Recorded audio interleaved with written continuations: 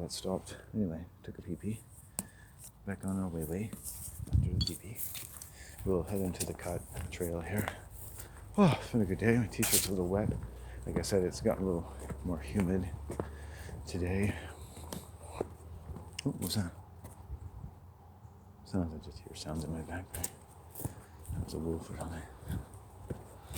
Talked to my mom, so that's good. She finally picked up. Day's going well, blah, blah, blah. Buddy's sleeping. Nice, normal day. That's what I want. Normal days.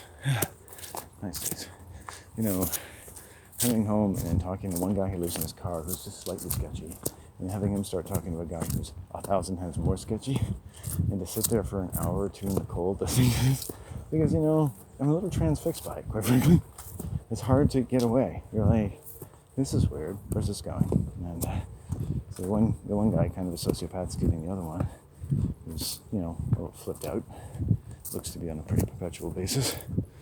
And, you know, I'm not someone you normally want to talk to at all.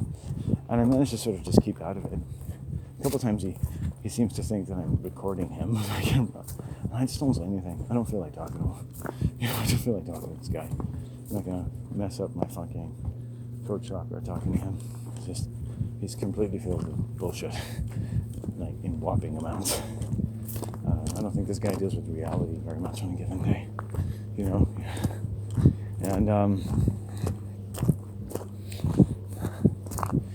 but I'm not disrespectful to him. I'm not, like, there's no aggro there. I just give into my own energy, which everyone has a right to do. And that saved me a little bit. And there was a tree. Oh, look, something that looks a bit like that. Like a plover that I guess came off the tree, although I didn't see any other of them. I think Jerry just makes up things sometimes, but he's writing really interesting books, so the next time I see him, hopefully, maybe 6 months from now, give it 6 to 8 months, seeing him is really kind of an event, and it cost me a little, like, if I feel I get a bit cold, I consider that evil. Like, evil people who, I've been out in the cold and have evil people who keep me and talk to me while I'm getting cold. But they're not getting cold. Like, sometimes old people don't get cold. Homeless people don't get cold. People who live in their car don't get cold. Especially if they're dry and they haven't been doing anything all day. He can stand all night. You know, he loves it. He's like, but for me, it's like, gotta go. Alright. No too bad physiological. I felt a little icky today off and on, but it seems to have passed by nicely. I think eating a bunch of wine grums kind of did it for me. I've had some beans, and I forgot I have some bread for my beans too, so that'll be good. I'll hit that on the way home. So I like that. I've got enough food left for a meal, like a nice meal, so that's good. And we've hit the trail. No bears. Here we go.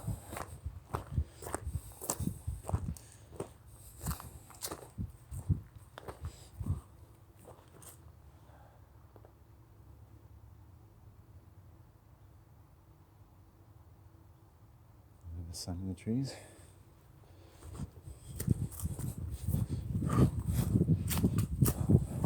So here we go. So I think now, like, I don't really need to masturbate probably more than once a week.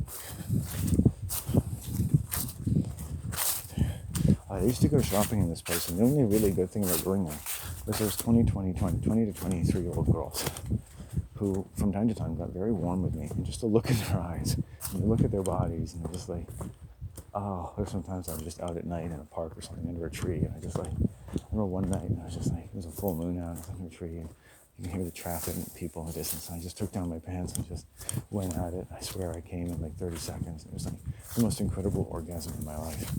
Just the warmth in this woman's eyes toward me, the energy, the sex energy, the heart energy, like, that would be a girl to marry for somebody. But you know, it's no guarantee that kingdom is a healthy one. It's just, it's got a healthy interest in you, and it's someone of some energy and dignity and health and self-respect. And it's very dramatic in itself, very effective, very stimulating. It's like, oh, I'm a man. It's like, now that's a woman I could have sex with, you know? Or at least that's a woman I could masturbate to in the park at night. And it's just really good. If I never had sex again, or never had sex at all, that would be enough. Because you don't have to actually talk to them. You don't have to take care of their personal mental issues for the rest of eternity. It's amazing to me, at least the women I've met, how much they expect from a man. You know, and that's what you have to think of, ladies. How much can you really expect from a man? Like, you can't, he's not going to sacrifice, you shouldn't ask him to sacrifice himself for you, you know? And he certainly doesn't want you to sacrifice yourself for him. So you got to be very mindful of that. Because a woman won't end up sacrificing self at all. Women who get in over their heads, they just kill their man. One fucking bitter, viperous tongue at a time. And they just lick them and lick them. They lick them to death with their bitter tongue. They slander him to other people. In front of his children, they go homicidal. Let women who will talk shit about the father of their children in front of their children to total strangers. They just hate men that much. And they hate their children that much. They would say, oh, they love their children. But that's simply not right. I don't think you should talk about it. I'm surprised you didn't talk about that. You know, but you can talk about that. Okay. I have them too. I'm going to get up.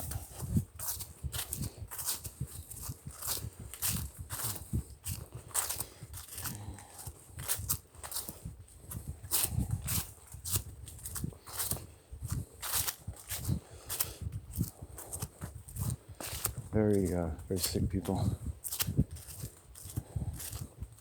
You have to respect yourself. And like deer energy, I deal with evil women. You just, like the deer, you just sort of quietly sort of accept what they say, accept their harassment, their assault, their rape, you accept their violence and their aggression, you know, their warmth, if they have any. You just go about your way.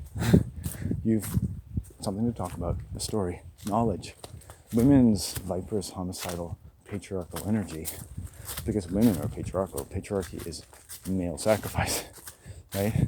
And men are roped into it too. But women have a biological license to kill. It's used by a black magic, black mother system running the entire financial system. That's called God. Okay? So they know that your energy needs a female energy and a man energy. And God comprehends both as the Baphomet. It's really a pall on women and men. And it's male sacrificing, women sacrificing. And it extends this biological license of women to your involuntary consent to be tortured by anything and everything you learn as a child and inside your mother's womb, such as her oppression could scarcely be distinguished from her own flesh and all the words thereof. And the sounds you make are as though you have no reason at all. I've met psychopathic men and women who have businesses, health stores, who have children, and they say of their children that they don't have any reason. And they say of the sick relatives of their relatives that their sicknesses mean nothing to them. And they'll say this in public. And their employees will talk about how men are useless. And they will laugh at their young daughters bleeding for the first time because how stupid it was. They didn't know that was going to happen to their vagina. And they'll do this around employees. They'll do this around customers during the day. This is just any other Tuesday to them. This is how men and women talk in some of these buildings, in some of these business enterprises. What is their enterprise? Well, it's sacrifice. They're being sacrificed and they're taking you with them. You know, I find that even worse than listening to that homeless man last night. At least he's obviously crazy. These are people who have jobs and families and marriages, you know, walking around believing they're adults, right? So if you think about what you dislike about people, you need to include a fair range of them.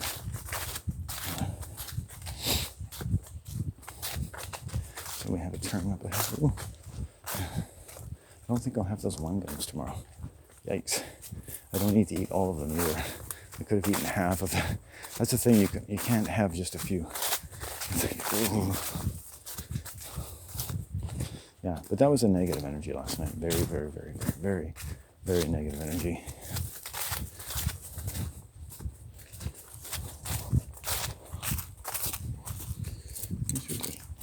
Are you crazy? And can you speak normally and stand normally as a man? What's your name?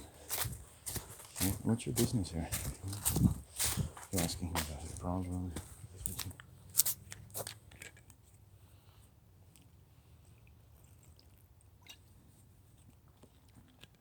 hang out with people with no self-respect, why should anyone respect you? People with no self-respect, they have disintegrating energy, right? So in this store, it's the same store with the young, warm women looking at me that I talked about. There are a lot of sexual indiscretions constantly. I find health food stores are a hotbed of some very sexually demented human beings in the vegan, vegetarian world. They really do believe that their philosophy of eating is pretty much like a religion for all things. They think food can heal everything and anything. Food is medicine. It's like, it's something. It really is. When you find exactly what you need for certain things, absolutely. But it's not everything. You need food for your mind too. You know, you need healthy respect for what food is. Animal, fish, vegetable, rain, beauty, air, water, fire, heat, love, warmth, right? And there are people who live like I do, with very little love and very little warmth. So I feel everything I don't like to a millionth power. I feel everything, every callous stare. Like those two women there that just sat there staring right at where I was. And I don't feel like they were really like going in on me. But it's like I've noticed people sit there, and I consider it a very indiscreet place to sit. I would not sit there with somebody down there, especially not with two people. One person by themselves, they wouldn't have done it. It would have felt weird. Like, why would you sit somewhere where there's acres and acres of land, where you happen to be pointed from above down at someone who's sitting there sunbathing, right? Why would you do that? Right? Just not thinking. Right? There's other places to sit.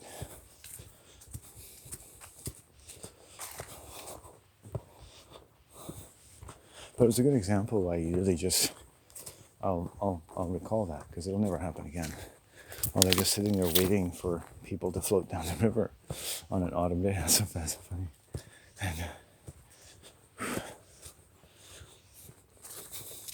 yeah, so you can deal with your whole life and come up to a sociopath, and he doesn't care what my life is like. That native woman cares more about my day, where I get my drink from the gas station, than the guy that lives in the car probably really cares about anywhere. Doesn't mean he's not a nice person, a warm person. He has a very interesting natural philosophy, very smart man. But he's not a warm person. He's been raped a lot, but he's not a warm person. He's a cold person. But he's very clear. And I've noticed like there are some people who just, you know, if you have your shields up, there are people who come at you the wrong way. And he knows that, like women. I brought a woman up to him who was psychotic, and she just, you could see them. They were both just kind of like, nope, this isn't ever going to happen. You know? Yeah. It's creepy. Like, you don't have to like him. I don't like him either, but I don't have problems with him. Why can't a woman talk to him? But he's also a bit aggressive towards women, to be fair. And I can understand, he's been raped by most of them that he's met. He's had teenagers shove their hands down his pants, cup his balls. You know. He's been used. He's been raped. And that's the trouble with like sociopathic men who live in their cars. You know, or the homeless person. It's like they've probably been sexually abused. I mean, there are people who get sexually abused and they go on and live fabulous lives, we might say. But not always. And you have to understand, in both cases, the range of very difficult choices which a victim has to make every day of their lives. And they, in many cases, do not have a loved one around. They don't have a friend. They don't have a mother, or father, or brother, or sister to get their back or even to complain or whine to. They might be left with social workers and people who counsel people for free, and drug addiction clinics and Alcohol Anonymous. You know what? Those places suck shit. I wouldn't send my worst enemy to those places. If all fairness to people who do that for a living, you're fucking retarded. You're worse than the people you're dealing with. I would never send anybody to these places, ever. If I was a doctor, I would say, use your hand in a Penthouse magazine, because there's no help here. No help coming there, baby.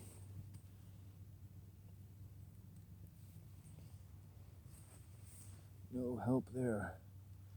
Just collecting all these rocks. Okay, let's do the t-shirt change. Whew. At least.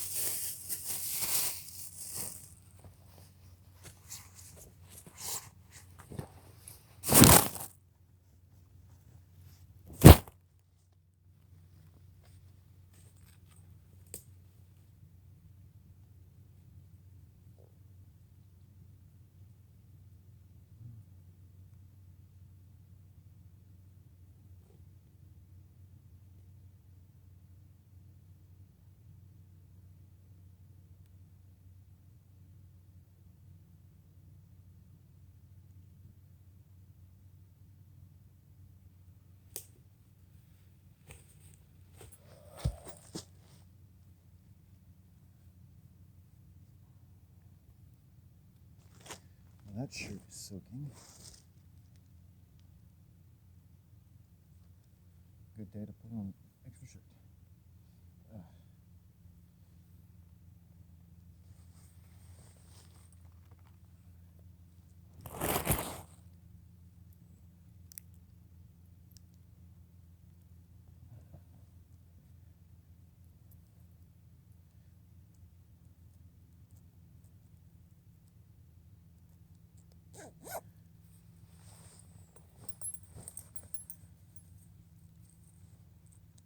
Wow.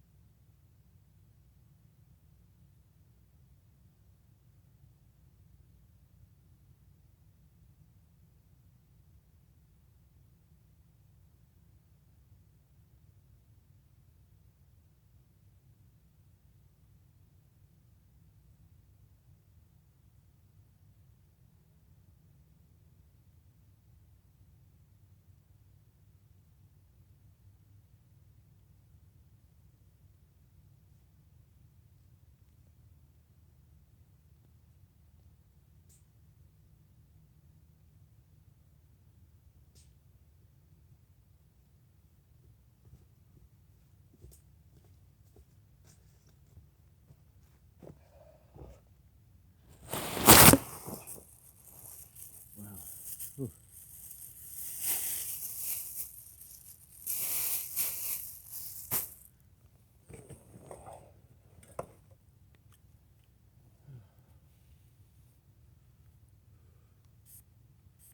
I like living around my mom.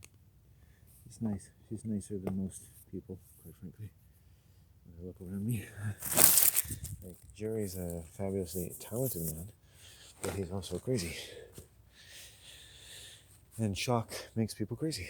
You know, they're in shock. So I understand the shock thing. And I understand that a lot of, like Jerry, a lot of Jerry's walking around who don't live in their car and they're very confident and very puffed out and they know what they know. And, they got their boundaries checked out here, here, and here, and many strong citadels and buttresses and ramparts and all that. But there's something else that just bleeds in, like where they're very weak. And they let their anger come out on people in public, or they make people feel uncomfortable, or they make women feel uncomfortable. They have a lot of anger and they don't know where it comes from. They don't know, like, they're angry because they're raped. Like that same thing I said to women, don't take it out on the opposite sex. Own it. You have a right to be angry. You have a right to express it in a myriad of ways, but nothing good is going to come from inviting someone into your presence and then visiting it upon them. Pay attention to that. People like Jerry, the female counterparts, are dangerous people to the opposite sex, which is a good reason why they probably should stay away from them. But can be very pleasant people who are interested in health and all kinds of things, and know not as much as they think they do, but they've got a mind like him, like wherever way he puts it, whatever, he can write some pretty nice books. He's writing some really interesting book, and he has a principled way of looking at human interaction that tells me he's got some basis in a very strong fidelity of human potential. But he's been misused, and that's a hard thing to see a good man misused and become a bit of a bad man, and a bit of a creepy dude, right? Who takes too much time talking, like the women I meet who take too much time, and there's not any time on earth left for them to get to know anyone that will just give them all of their time, And essentially, they're not looking for a man, they're just looking for all of someone's time, because they've lost a lot of their time. They've lost a lot of their mind that can find enough time for itself without taking it from other people. And you can see where that comes from. Oh, man. I just had to masturbate. It didn't take very long. I went out in the sun. It's nice. But, so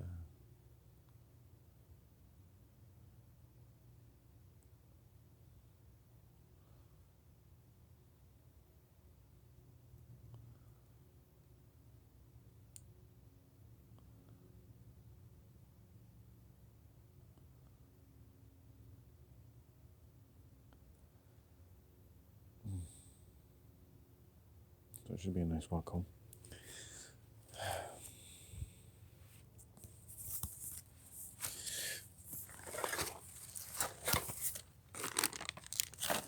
Putting my hat down, throwing the hat down the hat. Oh gosh, so I can sit down. There we go. Oh, it's nice to get a dry t-shirt on. That was smart. Oh.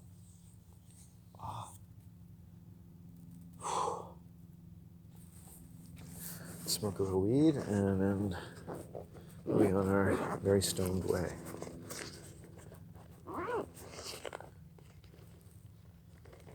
Smoke a little weed, bump, bump. Smoke a little weed, bump, bump. Guns in the sky, bump, bump. Guns in the sky, do-do, do-do. Twiddle on my thumbs and I take a poo. Guns in the sky. Not everything I say is profound. Oh. Yeah, a little off energy today. Yes, a little bit of how I end up finishing off the evening, which went. I'm very sensitive at the end of my day, and I just spending time with homeless people for an hour and a half, listening to them ramble onto each other was not the best. Did learn a few things though. These people walking around, they don't have a lot of boundaries.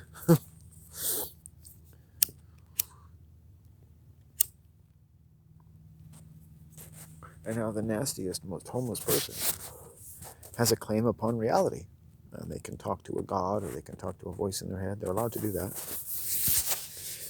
But they have traits like, I talk to myself on camera. I'll go on the ferry and be like, yeah, so anyway, I'm talking about something else now, and singing and maybe a little native chanting, or what I call making those kinds of sounds and whatever, and whales and blah, blah, blah. And I can, the entire journey I've been talking. I go and have some French fries and talk in the camera. I go this. I try to do it discreetly, but chances are somebody's noticed that I talk to myself.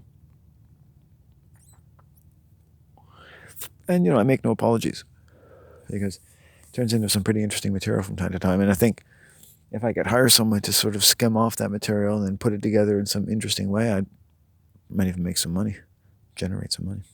Well, we'll see. There's a lot of ways to generate money. And I may not generate money directly from my occupation, but I think that my occupation is very much involved in my capacity to generate money. Wow, that almost sounds like a principle. The way that I may end up generating money may have nothing directly to do with my occupation, but my occupation certainly has a lot to do with however I may end up generating money.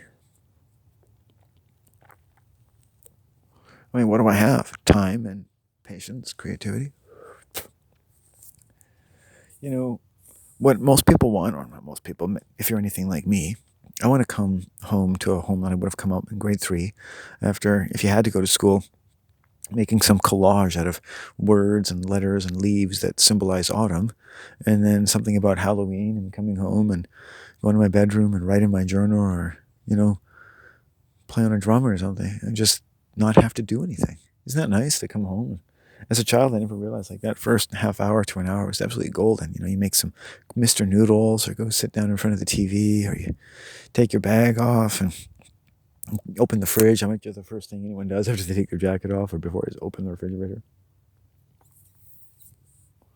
It's basically like a holy temple. It's like, ah, okay, I see. But that's good for your liver. You see, what you're doing is you're expressing a healthy interest in the future. I'm going to eat this, I'm going to eat that. And it's like stuff that I'm going to do that I'm going to get. And I don't have to go to some school and wonder what the fuck I'm getting from it. I can open the fridge and get exactly what I fucking want. If only school could be a refrigerator. And you look at it and go, okay, I want this and I'm going to get this. But you never know what you're going to get. It's more like what they're getting from you, really. That apparently is for your own good. And somehow they get away from not being called pedophiles. I think that's incredible. How can you do that? I want to emulate it. Landing school for giving children a bunch of shit that they may not really need. Thank you. What's this? It's a bunch of shit. Take it home and tell me, what do you think? Smells like shit.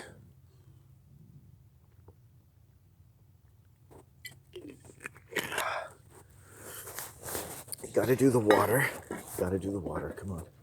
Where's the water, Landon? Get the water. There we go. Gotta make sure at this time of day you're getting that water. And I've already had one bottle of water. Let's go into another one. We had a few discharges. The pee is clear. So we're running water nicely. Had some food. We're going to work up a nice appetite walking home. I think that burger, I started out today seeing that cow. That burger is still nourishing me from yesterday, and the sushi. So if I get home, have a good bath, get home in good time today, don't talk to Jerry. I was obviously a little more connected to the homeless world than I realized. And yeah, it wasn't fun. Look at this place. I got the Raven staff beside me. What do I need? And I've got everything. I've got everything ahead of me. You know what I like to do? If I generate $80,000 a year before having a family, another thing I like to do is get like a really nice condo in West Vancouver, which you'd probably have to pay. Well, I wouldn't be able to buy one, but let's say I leased one for about a nice one for about maybe $3,500 a month, because that's what they would be, $2,500 to $3,500 a month. And just have the life of a writer living in West Van. Ride the SkyTrain, just, I don't know, make more interesting YouTube videos. It would be nice to fill a house with children a little bit. But keep them away from media and identifying with TV characters.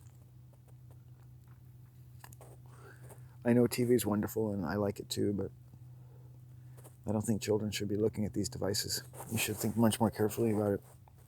And here's the main thing that I've noticed, and I've studied this.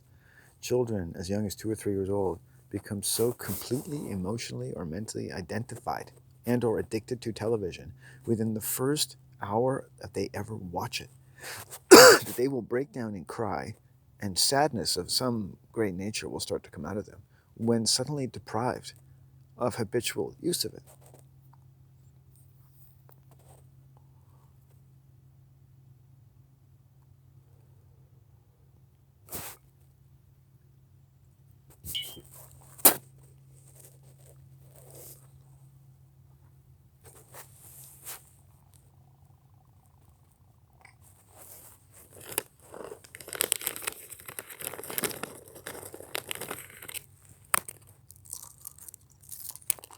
I had this child in my home, and I said to the mother, I have to move the TV out.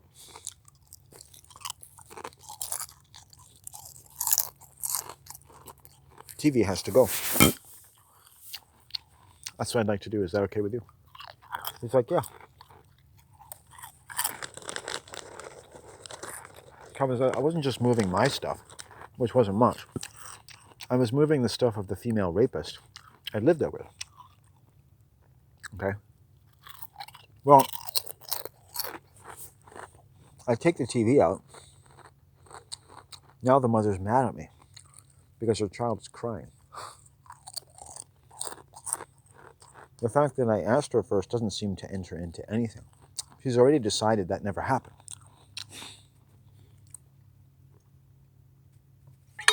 That's right. It's my fault. It's my fault because I should have been thinking like I was, I don't know, his mother instead of his mother. At which way, maybe she would have said, hey, you're not his mother.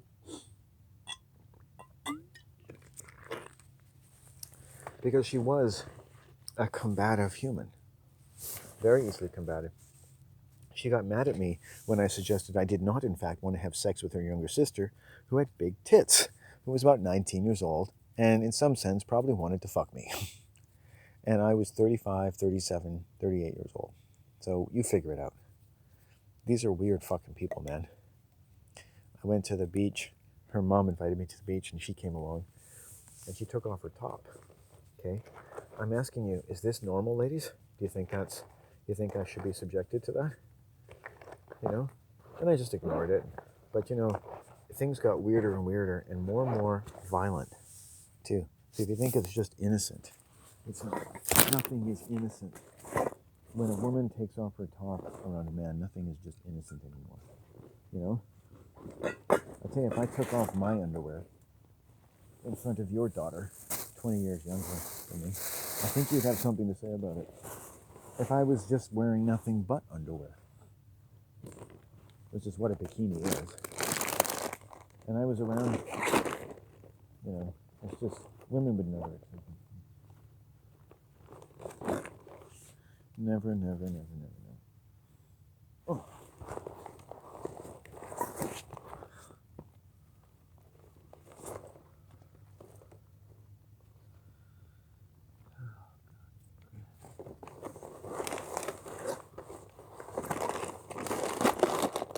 I don't know if my hat's in there or what it is, so let's see here.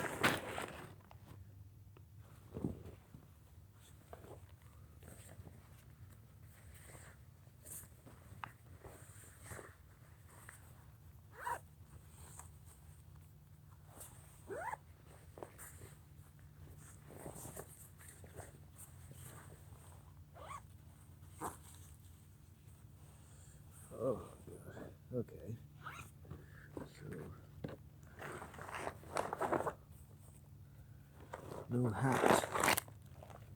No hats. No hat.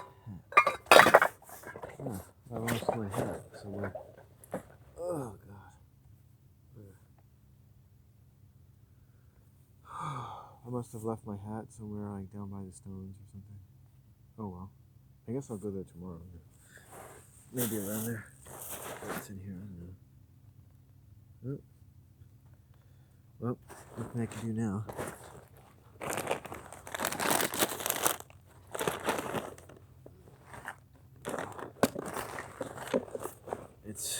I've lost that hat so many times.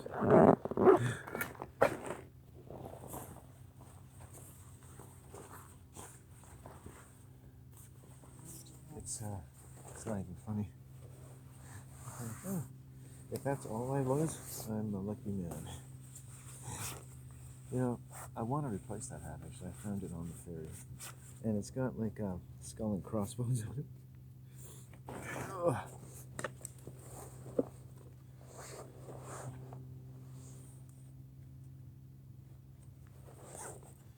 I do take issue with such morbid symbols. Oh.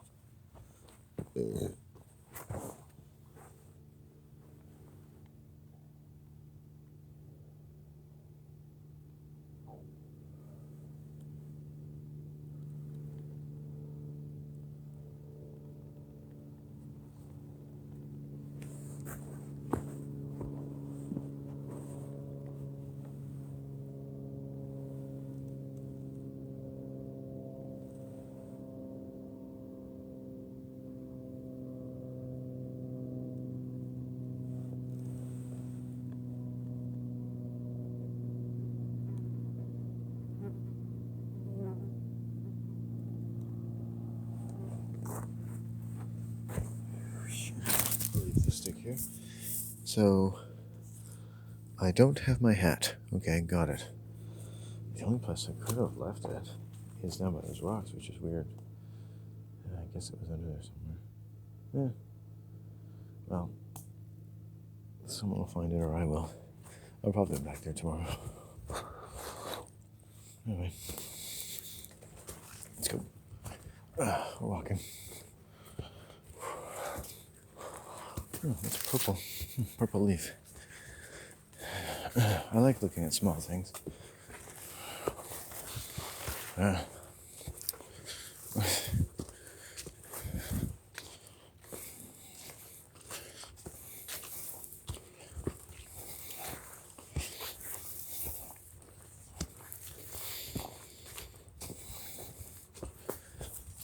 Got to know the bus drivers of BC Transit a little too well. I can tell that story in many ways. It is a wonderful thing, is it not, to go through the day and not have a complete stranger make you feel like shit. Isn't that nice? Do you like that? Do you think that there should be laws? Well, there are. We who keep the law, there is a law against that. There's a law against hurting people, right? It's like the law, it says, don't hurt people. Don't you think that's a law? Don't hurt people.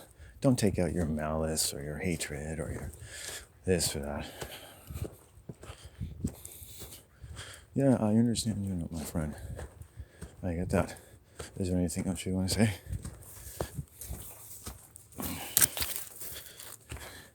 Answer your question? Yeah. Do you have trouble with your sight? You okay? All right. Because if you have a problem, again, I'm going to recommend you get your eyes tested. All right? You okay with that, big boy? You okay with that, big boy? Yeah, that's right. You keep your eyes on the road. All right? And you take care of us, and please keep us safe to our destination. Okay? And then, next time we have a little chat, we'll see what happens after that. People, men and women in this case, who are sitting in a seat and driving a bus and offering a service, and I've met more than one of these such people, who think it their prerogative to make someone feel unsafe. Or they're doing this, whatever it is they think they're doing. And that breaks the law, right? And what you're doing, whatever you do after that, is you're keeping the peace. You're keeping the law. You keep that law. And you say to yourself, I will never go around and make someone feel unsafe for no reason. I will be merciful and patient. If you ever have any power over your children, don't make them feel unsafe. Because people who do that, who can get away with it, who have you at an advantage in any kind of combative result that should precipitate, are cowards and bullies. We have a word for them. And what does a bully do? They sacrifice something that's important to you, like a bull. They sacrifice something. They benight, or they sully, or they besmirch, or they jolt, or they jam, or they render uncomfortable, or they make you wonder about what they just said. They make you feel unsure about yourself, whether or not you should feel as safe as the next person going there or doing that or meeting that person. Lovely.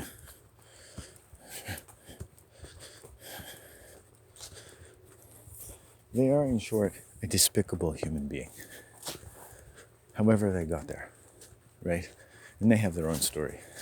They're a despicable human being. And they work with cowards as well.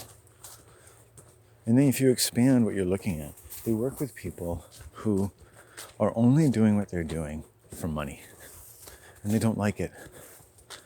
But they're too much of a coward to do something else. Right? It's too scary for them. They're not sure if they can do anything else. They're not sure if they want to, but they don't like what they're doing. But they can take it out on people. They get paid well. Like a bus driver around here, get paid $75,000 to $150,000 a year with benefits and things like that, depending on where they're driving. But in this area, I suspect they don't make as much money because it's much lower density. In point of fact, a lot of people don't want to take the bus. The only college people take the bus are college children old people and freaks like me. You know, probably living with their mother and trying to get to town to do their shopping. You know, quite frankly, that's about it. You know, poor people, you know, but not even like all the poor people. If anyone had a car, they would stay off them. So, you know, you get these guys, these flapjacks, and you'll get one who's like boisterous and jolly. He'll like, how you doing, sir? How you doing today? You know, he won't even say sir. You know, he'll have something to say for the entire 35 minutes of the journey. And it's not bad, you know, like as a conversationalist, he's like, it gets your day going. But preferably, I wouldn't talk to bus drivers, and I just want to sit down and have my own thoughts. But it's their prerogative, you know, and if they feel that adds to their job, I don't mind. I don't mind if someone wants to chat. If you're driving a bus where it's often empty, why not chat to the customers? But you can even see in these people who chat a lot that they're really filling the time because they're bored, right?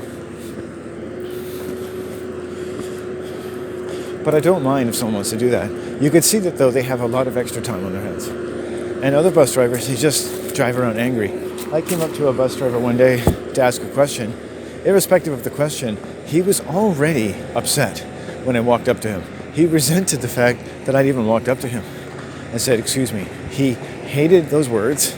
He hated the sound they made when I came out of my mouth. And he basically just wanted to rip my head off and piss into my dead skull. No doubt about it. If you looked at his body language, he was like, I fucking hate people like you. I don't want to talk to you. Body language doesn't lie. You know, and it didn't get much better from there. But I kept my cool and found out what I need to know, and I found out a lot more.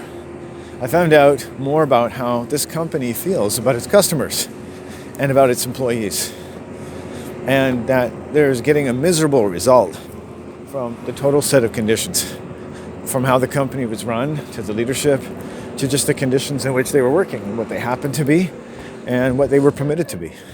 And that this was filtering through to the customers and scaring the tits off some of them, scaring the tits off grown men like myself. Because when you have a female bus driver who's already pricking the hairs on the back of your neck, when there's an empty bus in one of the easiest bus districts in the world, and there's no one around, it's 3 o'clock on December 11th, and there's an empty bus that's saying, ready to go, and you're standing there like you've done hundreds and hundreds of times before, and the doors aren't open, you stand there politely, and the hair's going up in the back of your neck, and you're making a video, and I'm feeling fairly jaunty. I actually done some deep grief work that day with a relative that had passed over. Most powerful work of my life, maybe, in the woods. Feelings, things in the heart, things that we permit ourselves under religious and sacred influences. And I remember just saying, oh well, I think something might be wrong, but let's hope for the best. Because I'm in a good mood, right? I've had a long day. You don't expect the bus driver to attack you. I noticed that she's on her phone. You try to make eye contact. No, she's just staring at her phone, pressing buttons, texting, whatever. And all of a sudden, that time is going. And I've stood around the bus so she knows I'm standing there. And she gets the bus into gear and starts moving. And I politely wave. Hey. She stops the bus, opens the door and says, so, don't you knock? That's how she greets me. And the energy matches exactly what I was feeling before those doors open. It's aggression. It's pure, unfiltered aggression, right? Now, at this point, this is a breach of the peace, in so many ways. And as much as if, just some random drunk said that to me, I probably wouldn't think about it. But the impact is even higher because this is someone driving a bus, getting money from the province of British Columbia, in a company that advertises courtesy. And if it makes me feel unsafe, how would it make someone else feel? It happened 2 weeks later. Same thing, different bus driver.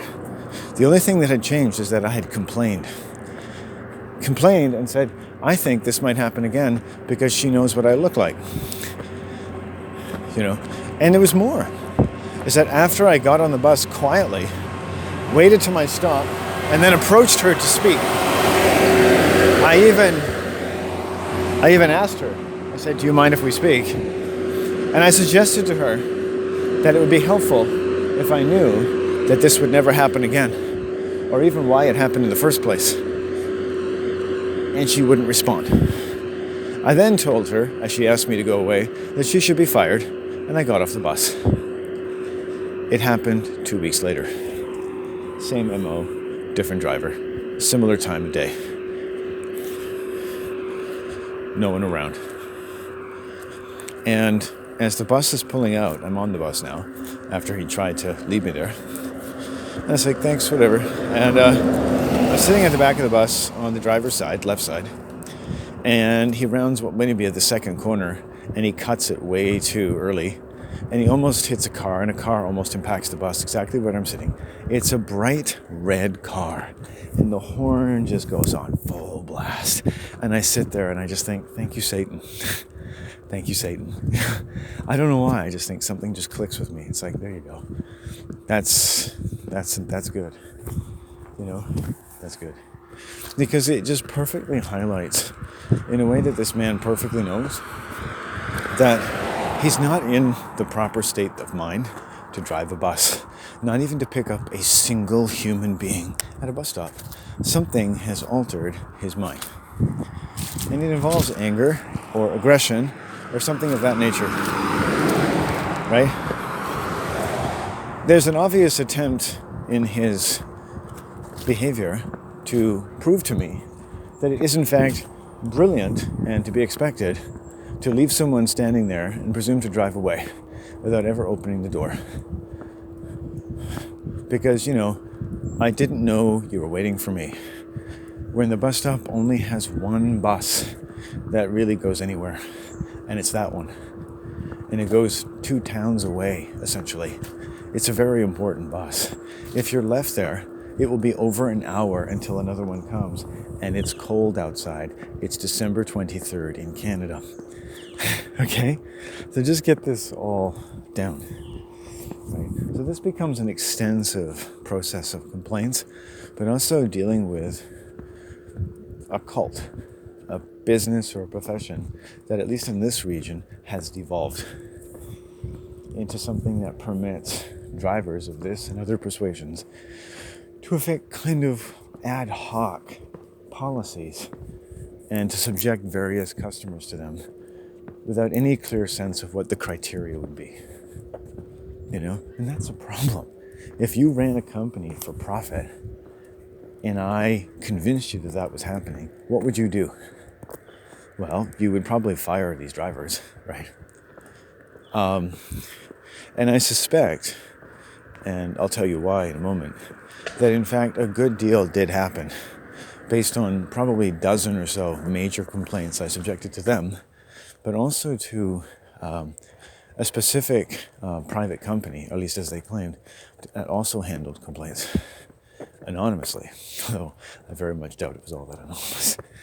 And one day, about 7 months later, this summer actually, I woke up and I was deadly stiff, fatigued, weak in ways that no man should be weak. This is like the Hobbit kind of weak, like a wizard had waved his wand and said, "You will die this day." And I can laugh about it now. I was sick. I vomited into the toilet. I couldn't hold down any food, but I could walk. It wasn't like a flu. It was something else. And I walked to the river. I walked to the other side of the river, got the shade, got my, and I just started constructing a little medical profile for myself. Like, okay, this will last a day. You'll be better. And along the way, you sort of figure out what's happening. It's like your letters had a result. Something or someone's have been fired. Staff have been changed. Something has happened. People have been spoken to. Right? And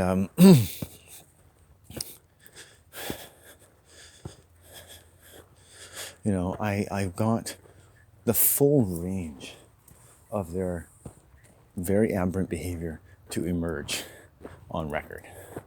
And I told them I was doing this. I told them they wouldn't be able to control themselves. And it's true. I told the guy, maybe try hurting an old woman and see what happens. And he started harassing my mother, who's an old woman, right? It was like they would do whatever I said at that point. Whatever I warned them against doing, they would do. They couldn't stop themselves. right? I had found that point in their cult, at which now there's going to be a castrating range of behavior, right? It's just going to be. It's inevitable. And so that day, I was sick, told me that I'd had a result.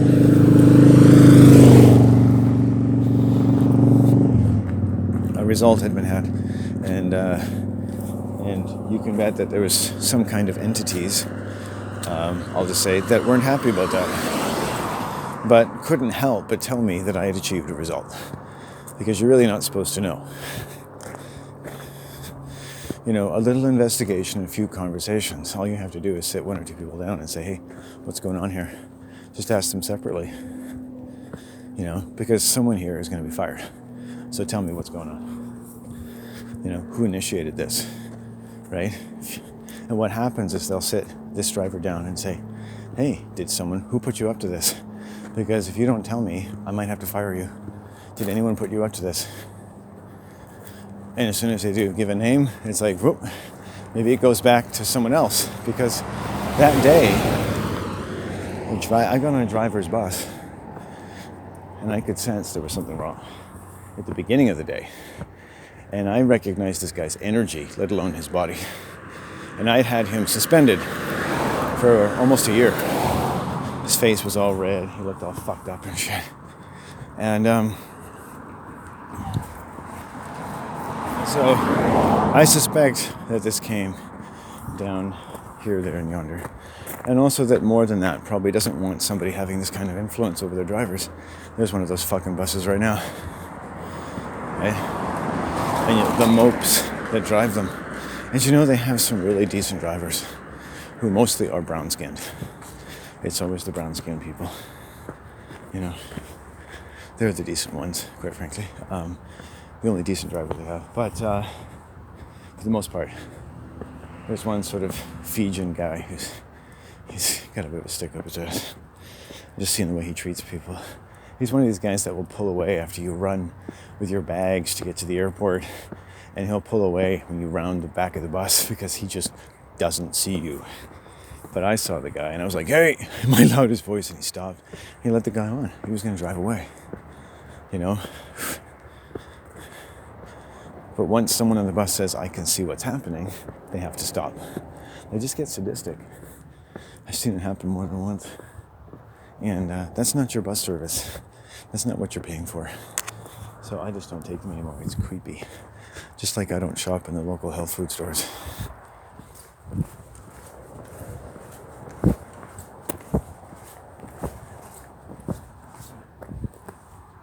course. What is that?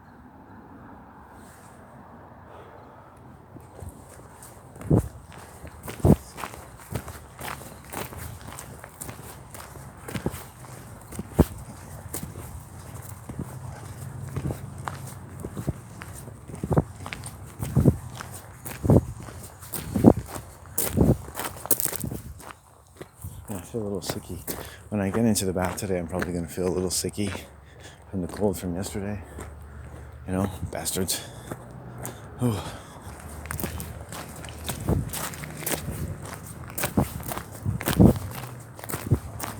Once I get in the bath, that'll be the end of it. Today is a little sticky anyway. It's a little humid. So...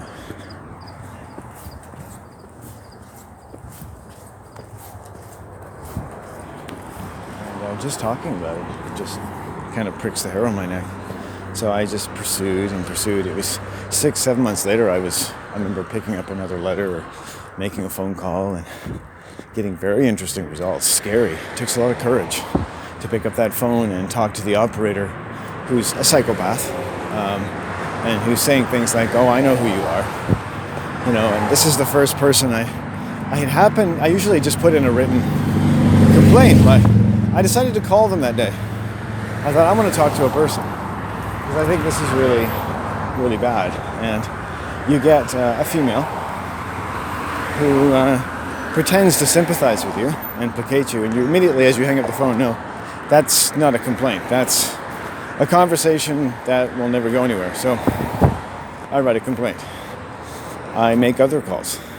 I end up talking to the same female 3 or 4 times actually, 4 calls with the same woman. And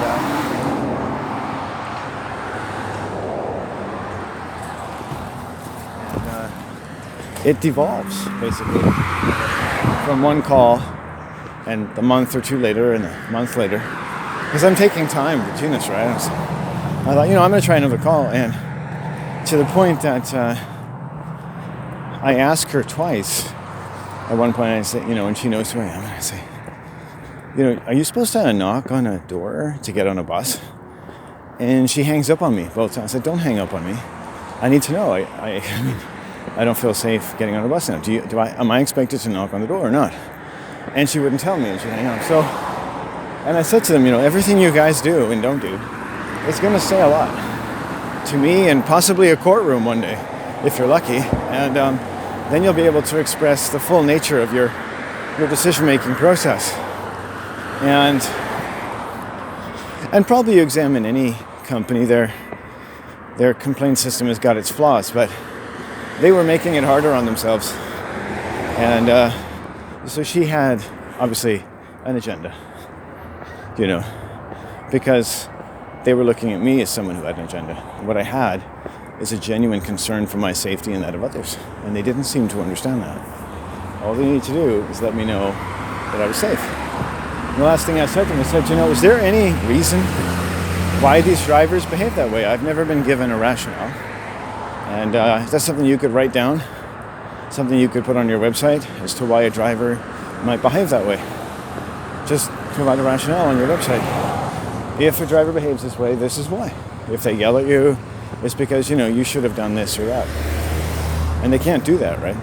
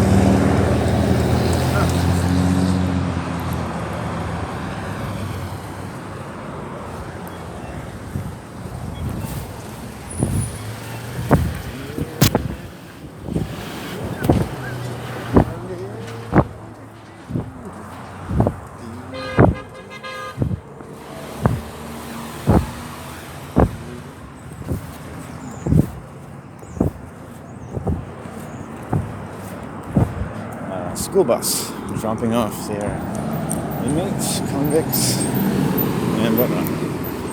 Looks like they have to wear masks. Oh yeah, I lost my hat.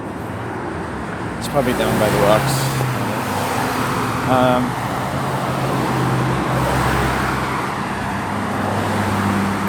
May lose it, probably.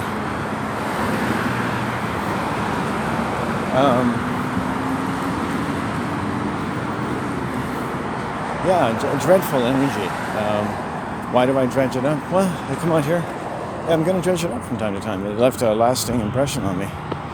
Very violent. And then I just sort of give myself a nice little doggy treat and say, Landon, you never have to get on those buses again. I think the moment those hairs started getting up in the back of my neck, that was it. I think the day I got onto that bus and he said, you're wearing a black jacket, I didn't see you, and it was just very suspicious, as I described, given the day before and the same driver, and it's very creepy. I've met, local rednecks who just have a hot temper, don't communicate very well, and, it's great, that being a bus driver is something that maybe anyone can do if you don't mind sitting on your ass all day and putting up with everything. But some of the people who can do this are not very good people. And if they work in an environment, as they do, where, sure enough, not a lot of people want their services. And so they're not really getting a lot of pride in their work. They're not getting a lot of job satisfaction. They work long hours, driving empty buses around at times, or just the weirdest of the weird, drunk people. And they're not getting a lot of people who mirror back to them how they want to think about themselves. So, if you work in West Vancouver, you're getting some businesswomen, businessmen, you're getting tourists and people of different nature asking questions, you're interacting. Your job involves communications at a professional level, giving directions, making quick decisions, dealing with huge amounts of traffic and issues and things like that. You have to be a very appointed human being. Whereas the drivers here are just getting drunks, people with handicaps, people who don't make you feel, won't reflect back to you as wonderful a person as you want to feel you are by the time you're 40, 50, 60, especially the ugly single female drivers in their 40s. The only people who are enjoying driving the buses are the new drivers. The young people who just are excited to have a job driving a bus and to get some hours in an easier area before they move to the big city, and make good money driving. So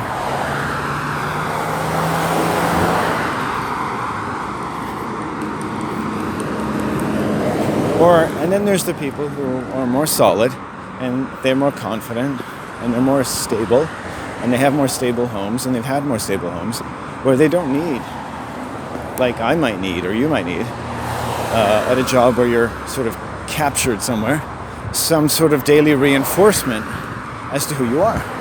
And so you might start becoming a bully. You might start to need something to recollect your sense of importance in life.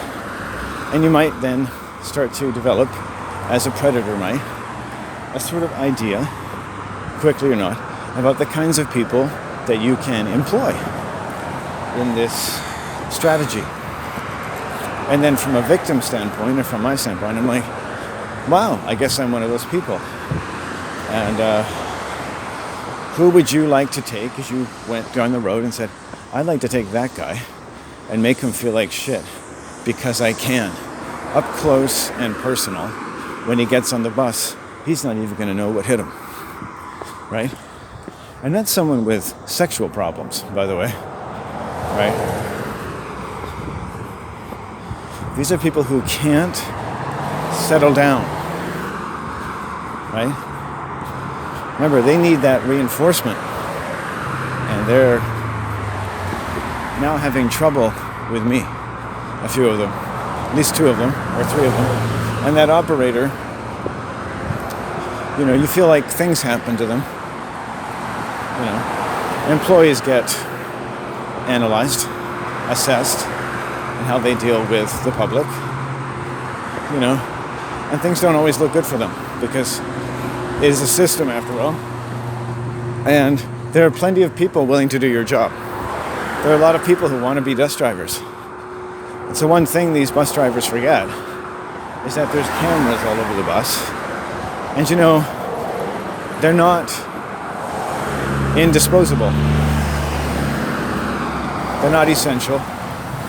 Depending on how many years they have, they might have to find another job. And can you imagine the anger of someone who thinks they have the prerogative to hurt somebody or slander someone, who suddenly finds themselves without a job? Can you imagine the anger of their superiors who maybe didn't want that to happen because it sets a bad precedent? And what if you're the man who made that happen? What if you're the man working in a determined fashion from his home computer who fashioned some pretty brilliant little mini essays and constantly repeated over and over again that this is an outlandish set of circumstances for anyone to have to bear, much less repeatedly. And to stick to it, because these types of things, even my own mom didn't support me. I mean, people don't care. They don't support you. It's a very defining thing in your life when you find something you don't want to accept. Because you're a patient person. You can accept so much. But then there are patterns in life, and you notice this is going to happen again.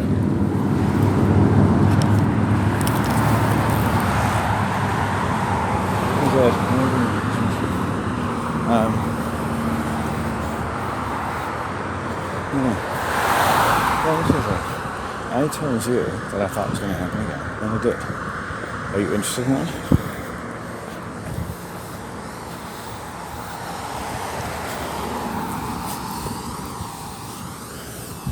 And the types of, when you meet someone like me that has the time and the mental force to put to something that you basically couldn't do anything about, that any other person facing this, you might be lucky in the sense that if you could convince yourself you couldn't do anything, you probably would feel better.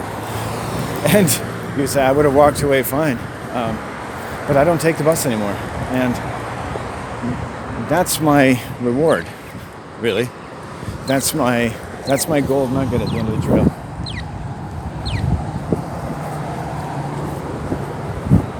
Because it means once you've been made unsafe, and you've seen these types of things, Othila in the cement, that the only thing you really want is to make sure it never happens again.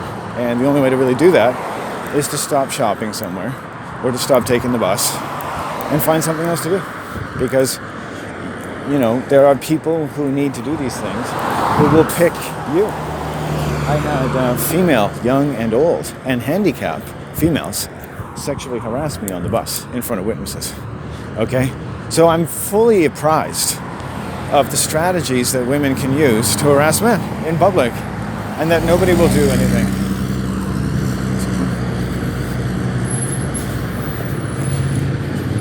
How did you think that? So it tells me a book. It's a beautiful day. I was one of those days where I just won't feel really right until I get home. I don't know, I just feel a little off. And a good day overall, but a little bit of a weakening in the core from last night.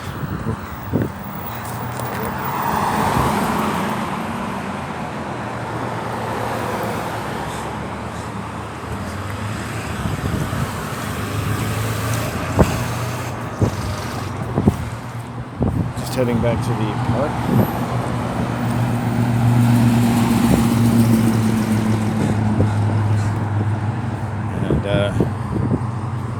And scene of the slime.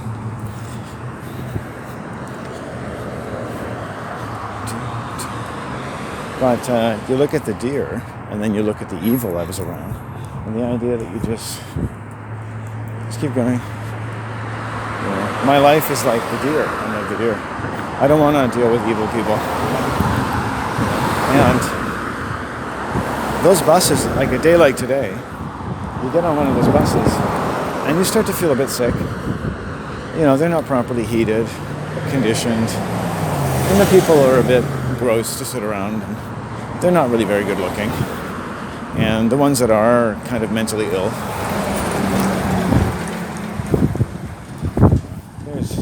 Disturbed young women, there's disturbed young men, there's, it's like the health food stores. It's not enough square footage and too many problem issues.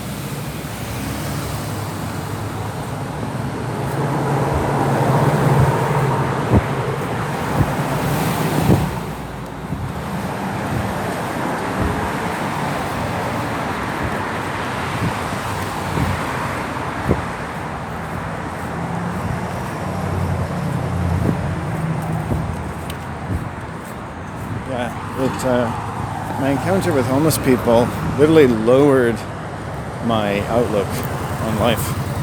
I really don't like, and the mover that day, two people, there were two kind of poor, drunk, or mentally ill people that you could sympathize with. You could say things to and, console or just simply absorb their craniness.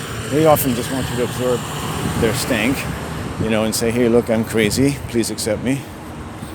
And if you can do that, then I'll just spend 6 hours just doing my stanky thing with you and whatnot. And I paid the price every now and then, but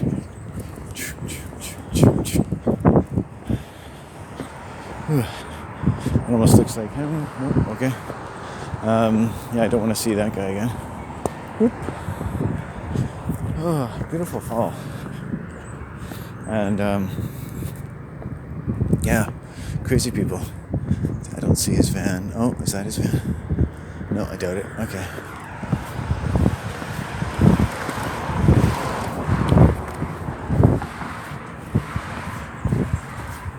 And it's a point. So a day, is it a totally safe day? Well, I wouldn't say I felt 100% today because of a little bit like the sickness that I encountered on my way home yesterday. It's not like totally in your face, but the moment those two homeless people came up and said, do you have a cigarette? I was like, I don't think they thought we had cigarettes.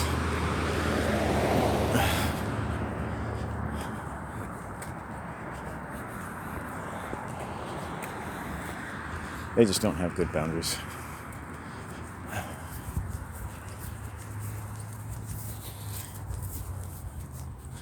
But I know where to go sit if you want to piss them off. Let's go sit in the baseball dugout over there around 6 p.m. Yeah, that's where they want to go. Ooh. I know throughout the summer I met some weird people. I can't handle homeless people. I can't deal with mentally ill people. I do enough every day, I do enough every day of my life. Every day of my life I've dealt with enough shock. The last few days have been absolutely hugely difficult. Yesterday was better, and when I come home I just need a gentle, I need peace and silence.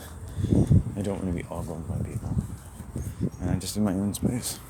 I don't want to talk to anybody. That's why I avoid Jerry, his name, most of the time, successfully. He managed to see me yesterday. Usually he's so absorbed in what he's doing. He's obviously getting healthier. I'll have to spend a bit of wider radius around him. He's usually in his van, right? And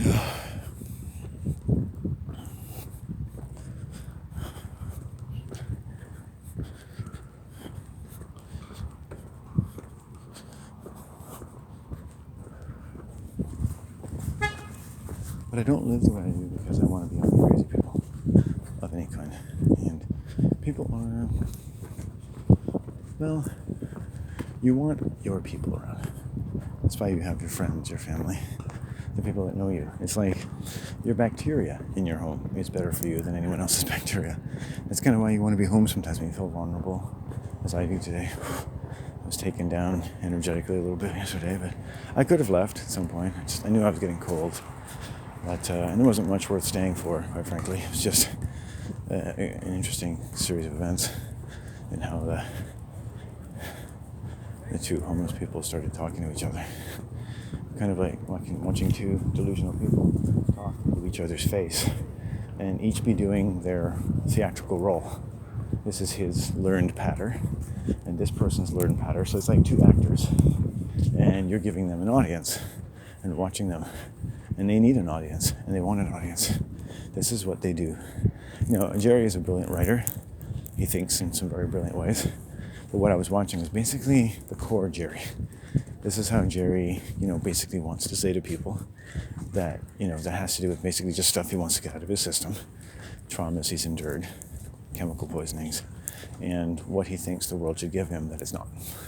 And this is probably not uncommon for homeless people. Right? And I would agree with a lot of that, or most of it, except the part where, you need to spend your days developing a pattern to tell random people what the world hasn't given you, considering all the awful things that have happened to you. You have to generate something. And you may not be able to generate things certain ways. You may not be able to generate things in the way that people in your life have expected you to. And you might have suffered because you weren't able to do that. But it doesn't mean you can't generate things. It doesn't mean you're not generating some good something productive in the world.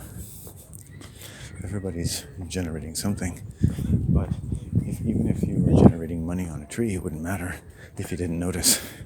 Probably everybody's generating money on a tree. You know? What if someone took your life story and made $1 million? So, but your life doesn't have to be a story.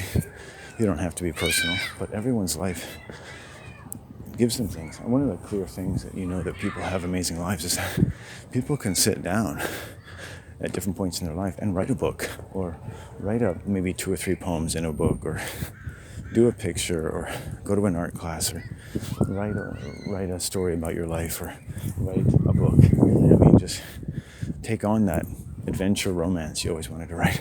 Or write a book of shadows. Start a book of shadows, which is like a secret place you get to go say your spells and vent your emotions, and sometimes they can be the same thing, and all that type of stuff. And it's all safe, but it's not ineffective. It's safe, but it's not ineffective. It's safer than most baby food, but it's never ineffective. And if you take what's in that book and you take it outside, and you take it to the sun and earth and moon and stars, your flesh and blood, whether you like it or not, occupied as it has been, to your woe and to your benefit and with respect to your righteousness by birth, it will mean something. And time to time, if not always, you will know that your path is sacred. And you make things sacred by living your path. And that in itself is generating the most important thing in the world, right? Sanctity.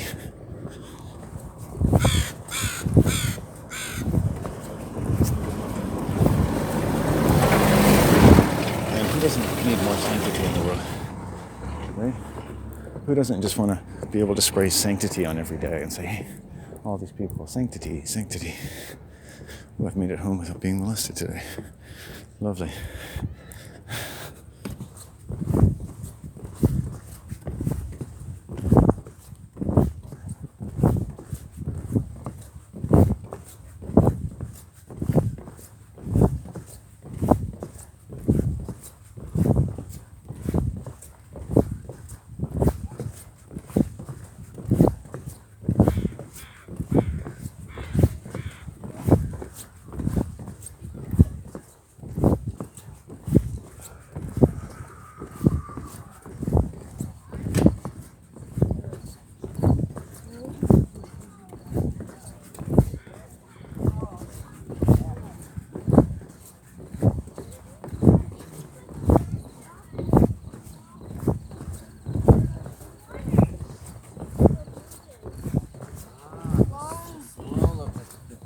Tidal water is made of bird head.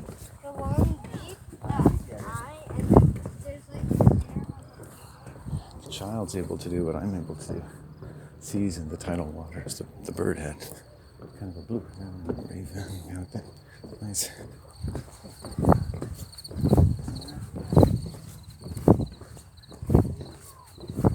Hi, hi. Oh, they look like they've laid down some grass or whatnot.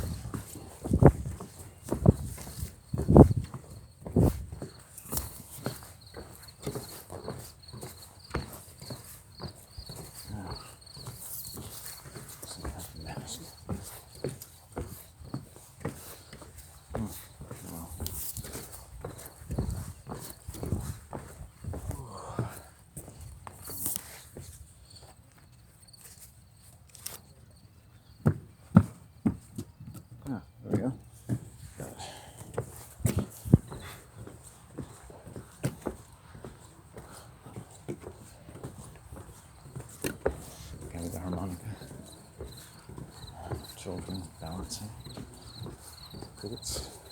I like crickets. A beautiful sound. Oh, this celestial music. If I can come home to a happy home, I'll be a happy man.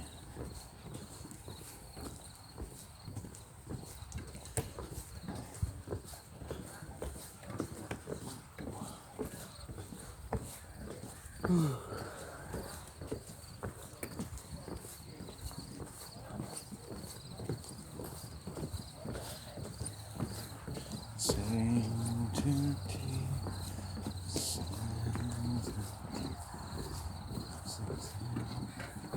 to tea, oh sing to tea, sing to tea, sing to tea. Very nice. Ah, great. Striking.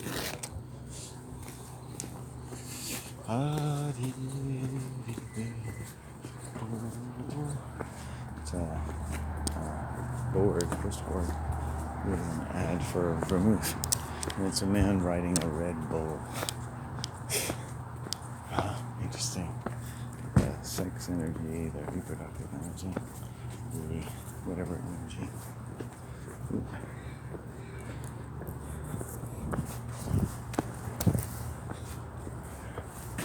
Well, and we're home. One hat short. Ooh, that's okay. We're healthy. That's the main thing. Got our wallet.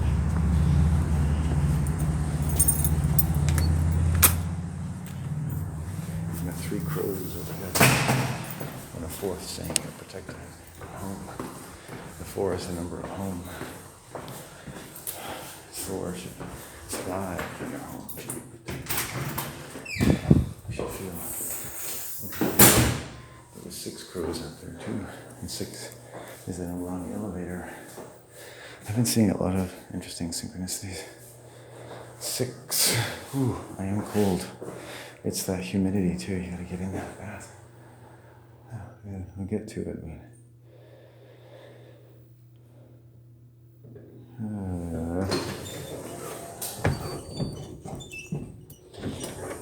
It's like being warm and cold at the same time. Let's get this stuff. Oh, let's get off the road. Here we go.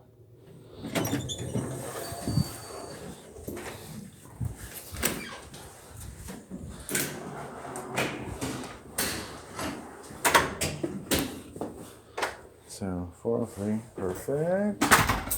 Oh, yeah. I was just thinking, say that's a scary day. I come on and see the name Yukon. I think, oh, that's cool. And I see, boom, nothing there, nothing there. Good. Take this off. We are home. Immediately gonna start the dehumidifier. Turn off the fan.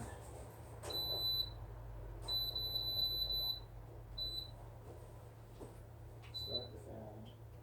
A few things I can do.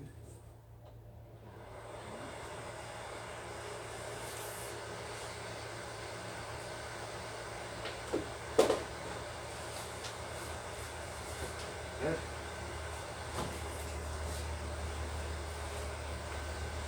Good. I played possum today, indeed. I did play a good possum. Oh. Yeah, the cat. I better get away from me. Oh, this red.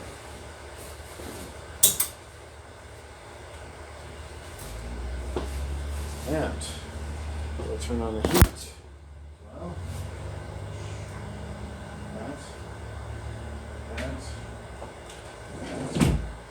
Take this off. Phew. Turn on this. Mm-hmm.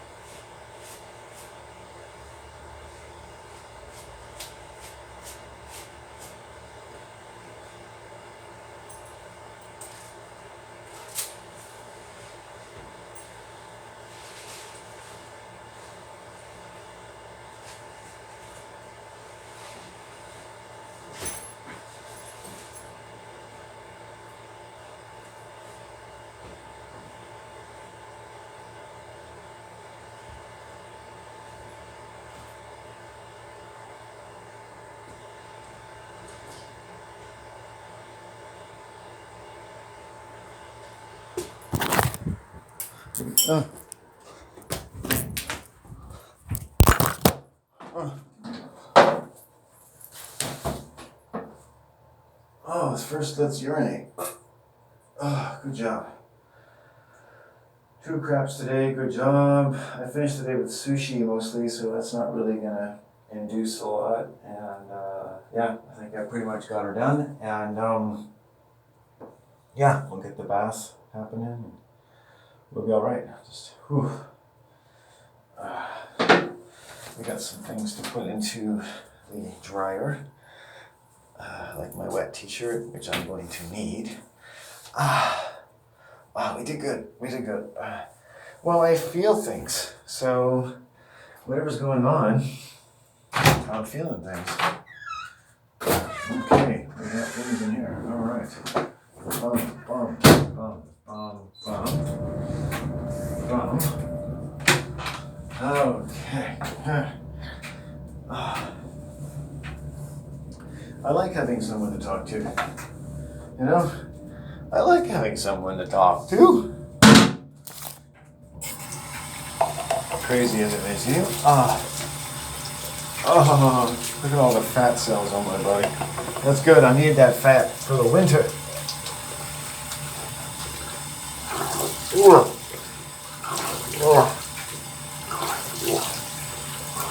oh my Lord. I need that. Boom, chicka chicka boom boom, boom, chicka chicka boom boom. Not bad health. You know, you notice what's wrong with you. You know, my shoulder's been okay today. I was exhausted yesterday, and it's getting a different range of motion after injury. And doing okay. Okay. Next, I will get my robe on because I don't want to get any colder than I may already be. Plus, you need to try these things out sometimes. It's got to be ready when I need it. Because when I need it next, I'm going to be hot. And now I need to make a very hot bath. But first, well, yeah, let's start that. And then we'll get that going. Let's get the candle going first.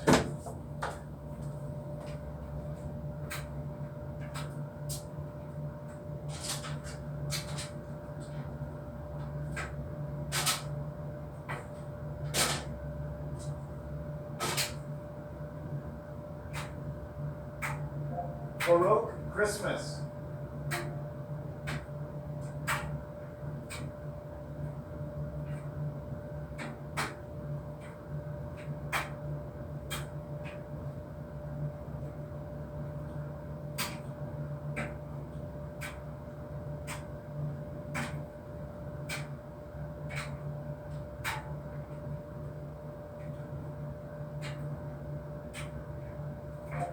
Baroque Chopin. Sorry, I can't do that yet. Baroque music. I know about 2,900 Baroque era songs, including Four Seasons orchestrated by Itzhak Perlman/London Philharmonic Orchestra and Antonio Vivaldi, unaccompanied cello. Please get me some Baroque music. Showing Stations Magic Baroque, free on Amazon Music.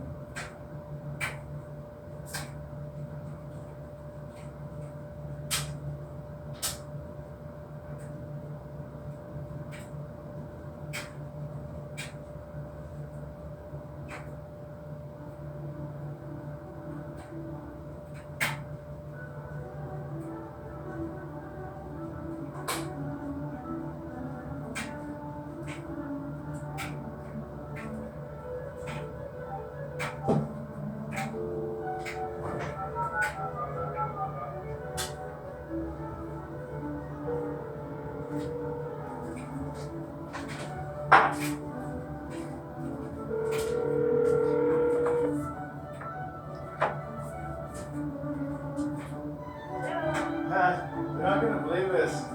I was just calling you and I reached into the refrigerator because I thought, I wonder if Mom's left something there for me. No. And there I saw a big bowl that I recognize so well of potato salad. Thank you. Yeah. That was a nice surprise. Our great minds met there a little bit. I think so. I just got my Baroque music on blast. It got a little humid out there. Feel that? Oh, Is it? yeah. Oh. Yeah, it's like ice cubes in my kidneys. I'm having, but yeah, I guess a little rain or whatever it'll do. Anyway, it'll be fine. As long as the humidity goes away. They were spraying all day, so they usually spray ahead of wet weather systems. Oh. So how was your day? It's good. I was quite busy. I just realized I have to move on Monday, so I started packing. Oh, Well, I don't actually have to move everything, but Jackie will be here for a little while on Tuesday to get her furniture all right. right. So when she's gone, I guess I'll just clean. And then I have a day left, but I don't know what I'll do with this new furniture and probably the nice stuff. Yeah, it's time to start spending more time over here, I guess. I think so. Well, in deference to your arrival, I'm trying to spend as much time out late as possible. Oh, don't do it on my account. I know it's difficult when I get home and take a bath and everything, so I'll have to. It'll be fun. Well, It's not difficult for. that's It's not difficult for That's your me. mate to go out. I will go out. It's not for an for. hour. It's not difficult for me. Whether you want to watch TV, the only thing if like maybe 10 minutes on the couch without TV. That's all I ask. Yeah, no, Because I don't, I don't mind your company or whatever. But that's basically. It's not difficult for me. I just I think it can be inconvenient for you.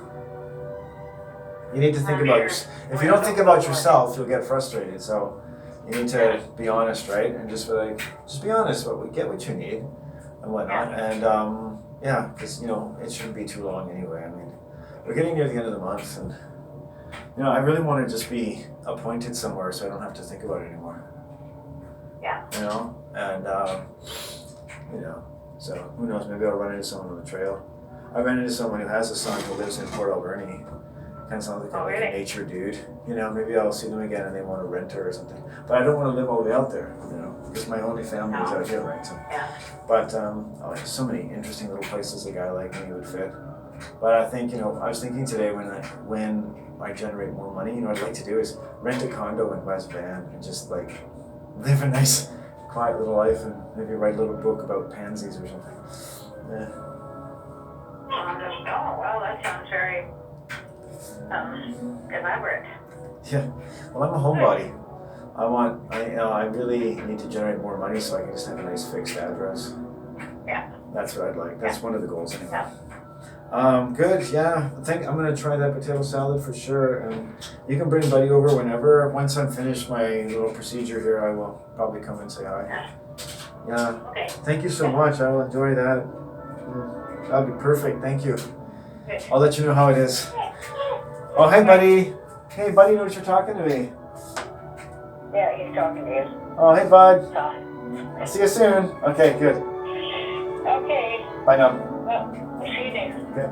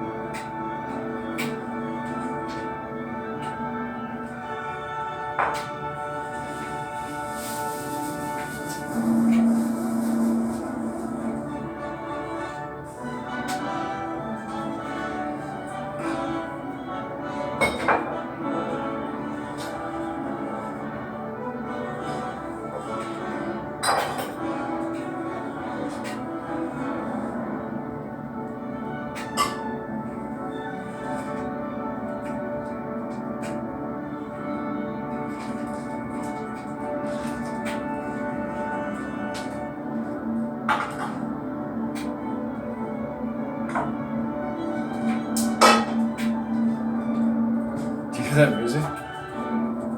Is that not awesome? And I found my hat in my bag. Now what I gotta do is execute a very, very hot bath.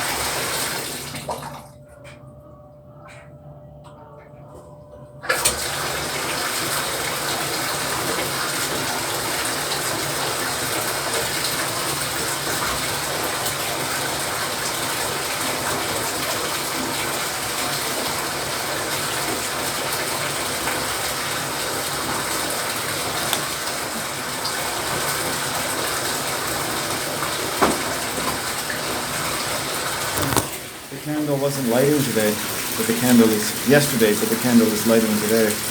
It looks like it's having trouble again, but we'll see how it goes.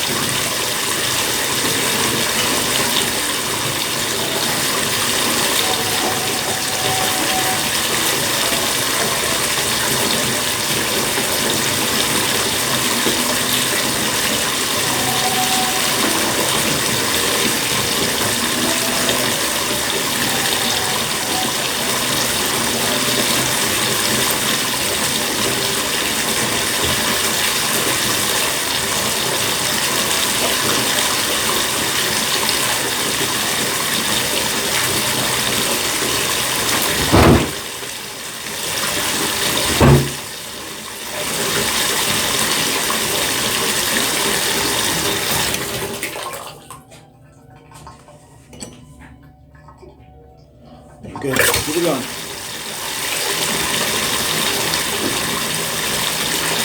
So we got that camera going.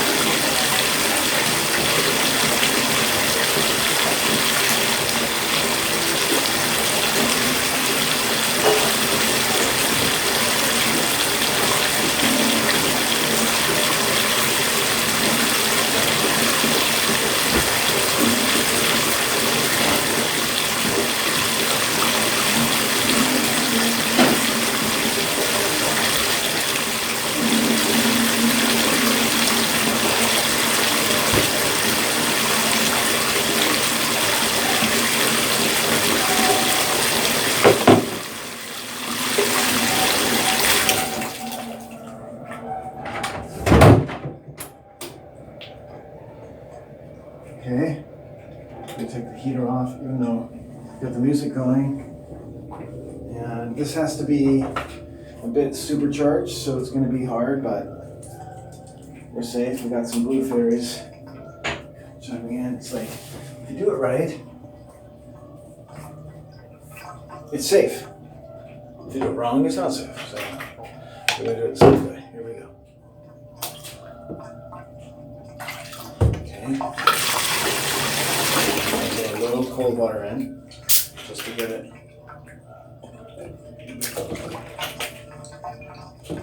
Sort of psychologically helps. Okay. Butt is in. Oh, that's hard. Okay, but if you've had a little bit of an excess chill, so I like to talk about these things. So got my ass in, and I'm getting my legs in. Oh man, and that is that's hot. Okay, good. That means it's hot enough. Okay, it's very hot. And that's the kind of hot we need, so we're in the right shopping market. Oh God. Oh, that's hot. Okay. You know, and a humid day, not a huge cold day, but a cold from yesterday, so I gotta need that extra heat to get into my body. Kind of get access in a way. Oh shit, that's hot. Okay. That's okay. We'll have a little food. We got a fair amount of that here.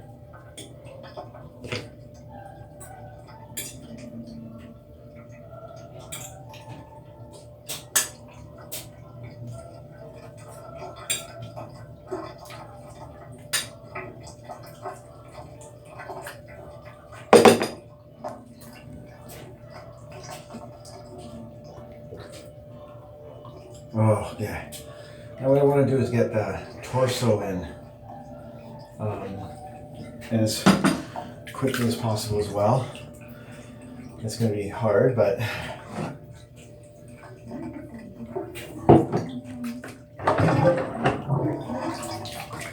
okay. Just get that. Oh, just wait. It's very hot. Now that I've got the plug kind of done up, I don't have to worry. Just sitting here, literally, is enough. I mean, like, just sitting here is enough. You know, don't overdo it.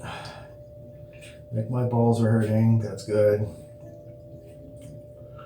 So, we'll do the jerk in. Okay. And you got your torso in, yay! And your pelvis is hurting, yay! And that's the critical care right there, the medicinal level right here. Get the feet in. Get the legs out. So it's going strong, going gangbusters. And your body needs to start giving up cold to make up for the intense heat. So it just has to dig deeper and deeper and find all that evil inside you and give it up unto death. Through death do us part. So it's pretty hot. I'm in no rush. Whew. So even though I can't feel the same intensity on my back and my pelvis, just sitting here prone with my feet out and my arms out, it's achieving everything. I don't have to hurt myself to get a great achievement in body warmth. It's doing it all for me. You know, you start to get hot. I don't have goosebumps anymore, so clearly my body's taking things in, taking things seriously. And if I want to, I can put my feet in, and then just take a few minutes like this, put my feet and hands in and be like, whoa, right? Arch the back. Oh, yeah, okay. If you can only get one arch out of your back, you know it's pretty hot. So, and it's going in for free. Get my neck in. Oh, it's not too high. I'll get a good second immersion. Get some cold water on my chest. I could throw one of these 400 or 380 ml bottles, 375 ml bottles into the water, chilled ice water. It'd make a difference. The next major appendage would be my head, but quite frankly, this is as hot as it gets, so I'm not in a rush. Just enjoy. Right? No pain. Just sit here. This is what I used to do. I used to take my feet out and just sit here. I wondered, what did I used to do? It's like, well, don't kill yourself. I've put 2 seconds of cold water. It's very, very hot. When you really cultivate it, it can get a very hot bath. And we're good. Just nice slow heat. Put my arms in. Whoa. Oh man. Fuck, that's hot. So it's like, yeah, you don't want to move the water around too much. That's how hot it is. But your body, if you stay still, is going to deal with it. That's the amazing thing. My back, my kidneys, they're like, offer it up. Offer it up. You want me to cool down? You gotta have to offer it up to chill. That candle's going strong. So it kind of like the evil was putting it out last night. If evil had a theme, it's putting out your flame. The warmth. You can have accident, you can have chill. You know, if you're in a good mood, everything's going well. And then, you know, I'm kind of fresh meat yesterday. I'm really doing well. Life, you know, Jerry doesn't care about what my life has been the last week or 2 months. He considers his life as bad as it gets. So whether he feels that way or not every day, you know, he has time to write a novel. I don't, you know. Oh, wow. Okay, let's try putting the feet in again, because that can drain a lot. Oh yeah. Oh man. So at some point your body's supplying the bath what it wants, which is cold or anything not as hot as the bath. You know, I'm actually moving around. I'm actually able to arch my back. I'm gonna sit up now. Give myself a break. That's strange.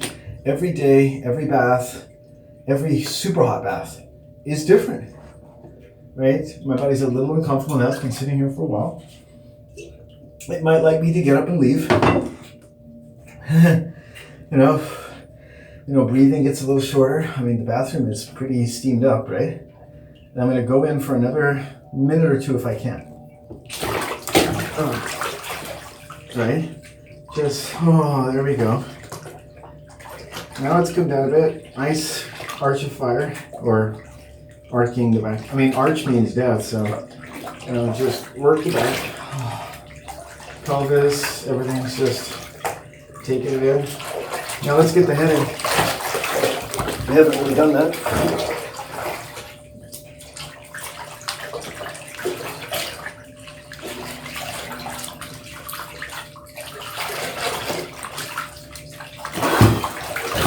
I should have left that alone. Wow, good job, man. And that also brings the temperature down a bit, and we've gone through one bottle. Thank you. All right.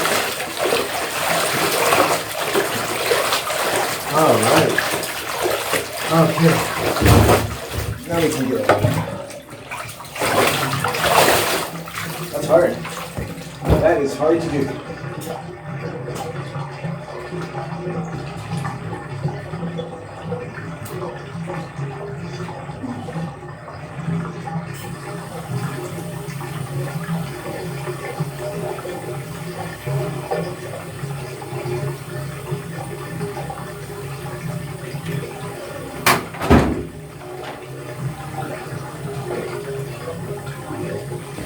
Okay, good job.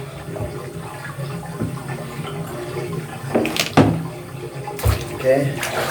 Oh man, where'd the heat go, right? Into my body. Into my feet. We're gonna go down low. Okay. But it's still not bad, so, and we should have a very efficient amount of heat, so close and go. We almost had an accident. Got it, almost had an accident.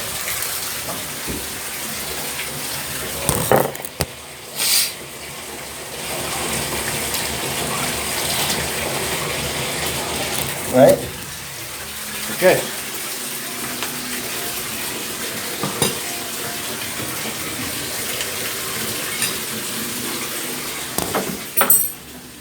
All right, dropped a fork. Another accident, so.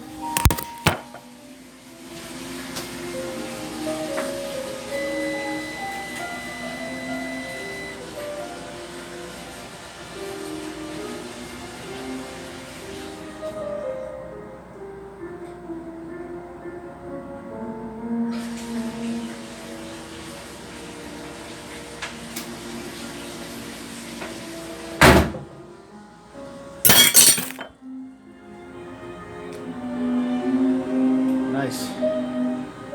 Okay, got the humidity down. Oh, and we'll just stay out here for a bit.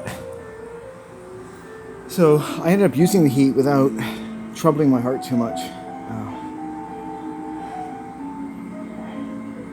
Yeah, arm's a little sore, that's okay. Bath is heating up again and it's not leaking too much, so we're good. Let me rest. Rest.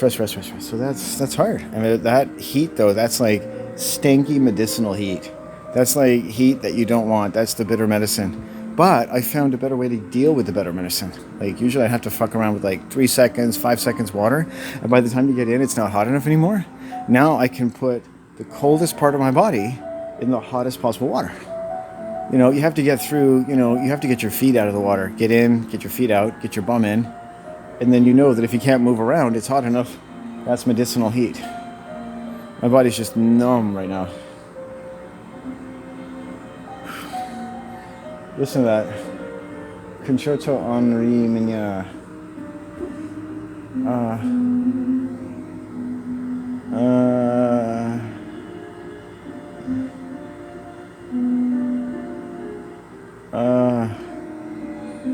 Ooh, that sounds pretty sad, doesn't it? I think I'm gonna turn it off. Unless we can get something else going on here.